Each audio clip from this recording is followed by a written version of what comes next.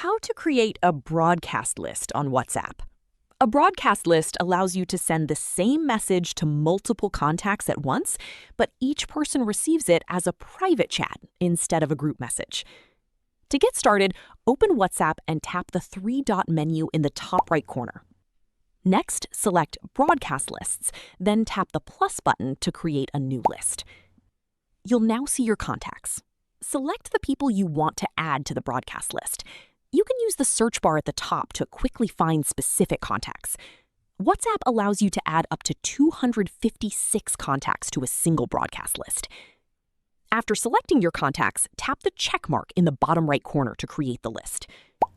Your new broadcast list is now ready. Simply open it, type your message, and tap Send. Each recipient will receive the message as an individual chat, so they won't see the other recipients or know that the same message was sent to multiple people. Keep in mind that broadcast messages are delivered only to contacts who have saved your phone number in their contacts. And that's it. That's how you can create and use a broadcast list on WhatsApp to send messages quickly and privately. If you found this tutorial helpful, don't forget to leave a like, subscribe to the channel, and turn on notifications for more quick and easy WhatsApp tips and tutorials.